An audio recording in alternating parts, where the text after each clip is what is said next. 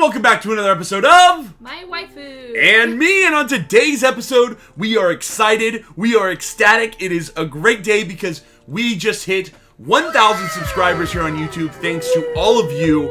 Thanks to all of you who have viewed our videos, who have subscribed, who have been engaged in the comments, and who have come back, because we are just so blessed to be a part of this community and to be talking about manga here on YouTube. So today, we have put together a very special video where we're going to be talking to you about our top 6 tips for collecting manga, because over the last year, we have learned a lot about collecting manga, being engaged in the manga community, and we want to share some of that information with all of you because we feel like there is a responsibility as a creator where we actually should share some of the things we learned so that all of you at home don't maybe make some of the same mistakes that we made when we first started really getting into it a little over a year ago.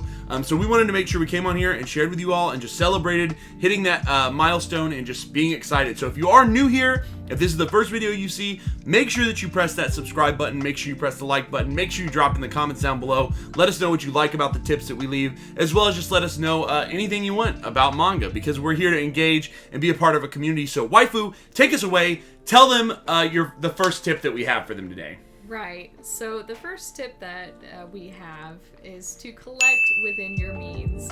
And that basically means, don't go over your personal budget just to buy manga or whatever you're collecting, really.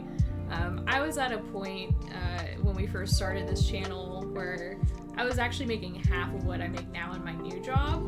So it's really wasn't great salary.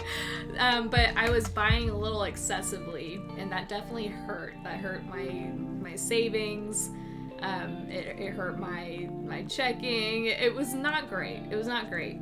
So, sometimes we get comments where it's like, oh, I can't wait to buy, as much as you guys do. Because, we do tend to buy a lot, but we do also buy on deals. More on that in a minute. But, yeah, don't go hurting your pockets, breaking your wallet to just buy manga for the sake of buying manga. Do it because you enjoy it, but also do it reasonably. Absolutely. So that's tip number 1. Tip number 2, never, ever pay full price.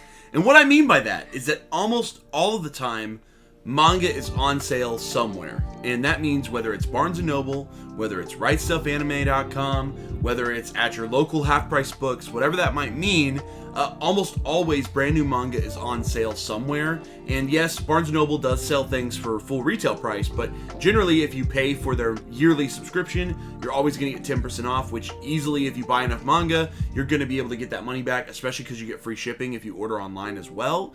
Additionally, like Right Stuff Anime, everything is always on sale. There are even small shops like Takara Cafe, which we'll give a shout out to, that also have great deals on manga. The reality of it is that if you're buying brand new manga, stuff that's releasing right now, or even stuff that's being reprinted right now, you really just shouldn't be paying full price all of the time. An occasional volume at full price, that's probably fine, but you really should be trying to find the deals, find the opportunities to take advantage of those deals, and get your collection built up on those deals. Amazon even has manga marked down. eBay, you might be able to find a really good deal. You might be able to go on Reddit and find a really good bundle deal on a set of on a series where every volume is now below the retail price. It's all about doing the research and making sure that you're not paying full price, or definitely do not be paying above retail price for brand new Chainsaw Man volumes or brand new. That is not okay. Don't do that. That's not what we need to be doing in this community. So make sure you're never paying above full price for sure, but try your best to find those deals and take advantage of that and not pay full price.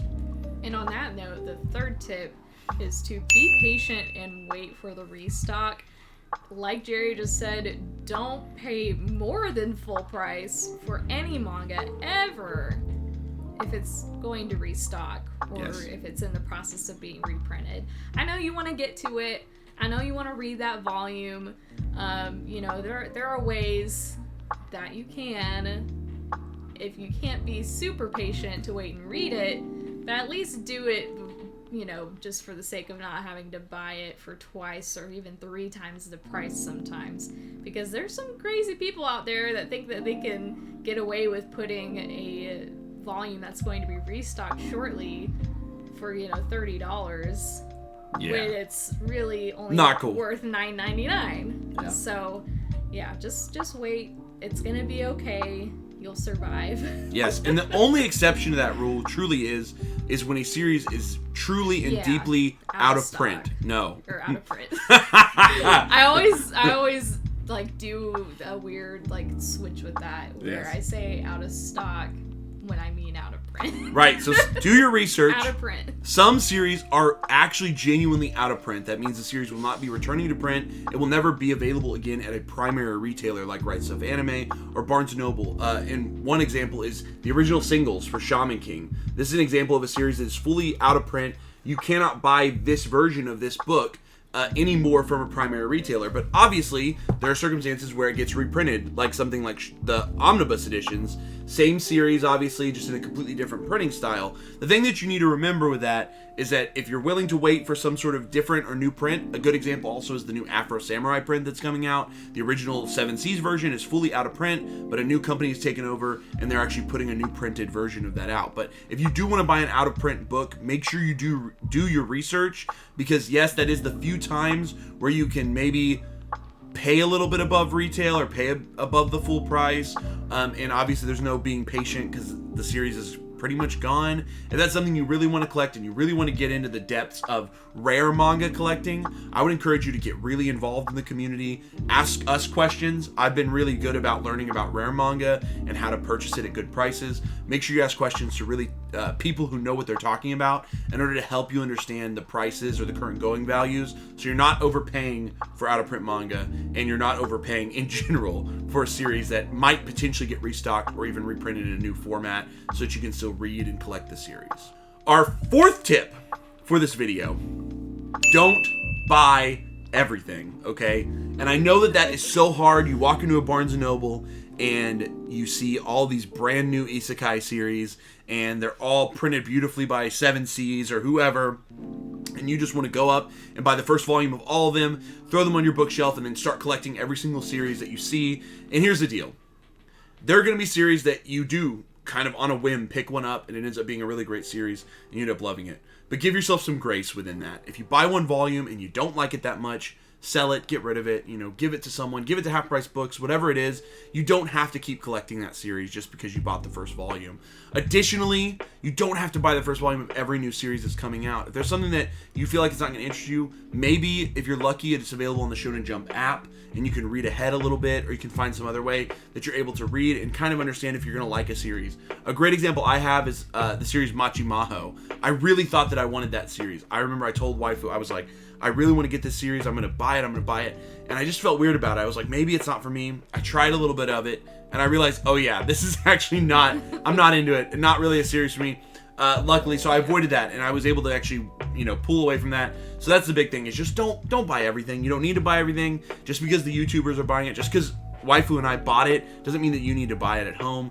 Just buy the stuff that you really feel like is going to be important to you and valuable to you personally, something you want to display and have in your collection at home. The fifth tip that we wanted to talk about is keeping track of your collection. This is something that I think that everybody has some trouble with, is that you're out and about, you're in Barnes, you're in Half Price, wherever you are, you see something and you're like, do I have that? I know our friend Tibby, who recently just started his channel, but has been on Instagram for a while, deals with this a little bit. Pretty much every time he goes shopping. Pretty much every time he goes shopping. We love you, Tibby. I'm sorry to poke fun at you, but it's real. It's real. Sometimes we can't keep track of everything, especially when you have as much manga as we do. Yeah. So, you need an effective way to keep track of that, whether it's simply just keeping it in Excel or use Google Sheets. That's a free way to do that too if you don't have, the Word, Excel, or Microsoft Office products on your computer.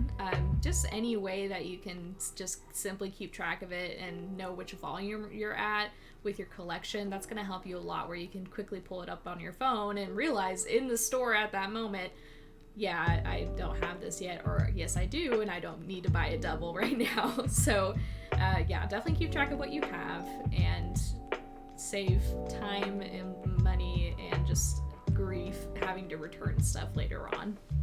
Absolutely. And our last tip, probably the most important tip, is that you've got to have fun, guys. At the end of the day, manga collecting anything, is supposed to be a fun activity, not a stressful one. It's supposed to be something that gives you joy, that you get joy from either completing sets, putting sets together, finding a new series, whatever that might be. It's supposed to be bringing you joy. So try your best to avoid the toxic energy that you might find somewhere like Twitter, and all these other places where people are going to put you down for the things that you enjoy, the things that matter to you. At the end of the day, you really have to just enjoy the manga series that you do, collect the manga series that make you happy, put them on your shelf to represent something, and read them, and spend time with those series, because these series are filled with such great themes. There's so many amazing life points and education that comes with being engaged in any sort of entertainment medium. And so just take away what you do from it and truly, truly, truly have fun collecting manga. So that is the 6 tips that we have for you today. These are 6 things that we were able to pick up over the last year while we were collecting manga. We want to encourage all of you to know that, yes, we might buy a lot of manga, but please, please, please don't go into debt buying manga. You know, we are understanding of our budget and our level, and that's why we're able to buy the amount of manga that we do. But we would encourage all of you to find, you know, if you can only afford 1 volume a month, then that's what you can afford. Stay at that, you know what I mean? Be aware of that until you're able to maybe have more money or able to make more money. Support these series, support the series you love, but do it in a way that works best for you. At the end of the day, that's what's most important, and that's why we wanted to make sure we shared some of these tips so that you can start trying to put together your tactic, your way of putting together your manga collection, and how you're going to build your manga collection. Because at the end of the day, every manga collection is beautiful. It's perfect, just like my wife. And truly, truly, we are beyond grateful for all of you for being here with us and sharing this last year with us. Whether you've only watched one video or whether this is your first video or you've seen every video we put up so far, if you have, congrats to you. Yes. We are so grateful for you and so grateful that you are supportive of us as we put together our manga collection and share it with all of you, because we have just such a great time doing it. You know, we just get to sit down, talk about the things that we love, talk about the series we love, and share it with all of you. So we just hope that our joy and love and passion for collecting comes through, and that all of you continue to share that with us. So make sure that you do all of that. Make sure that you like. Make sure that you comment down below. If you don't know, we will comment back pretty much all the time. We're always available for comments. Make sure you go follow us over on Instagram, where we share all sorts of fun. Unless you say something about, you know, the X doesn't get pronounced in Spy Family.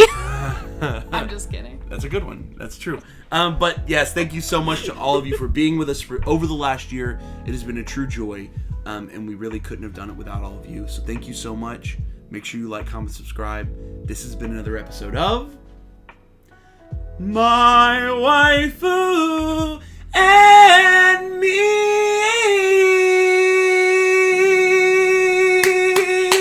Thanks so much, and we're saying peace.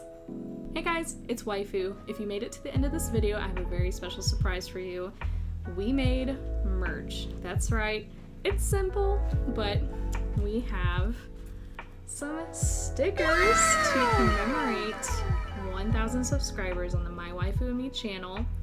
We're gonna give away about 10 of these. For the first 10 people to DM us on Instagram at mywaifu_and_me, you will be able to get a sticker for free. I think I'm going to list the rest of them on Etsy for cheap, you know, like $2 plus some shipping just to pay for the cost of stamps, and we'll send those out to everybody else.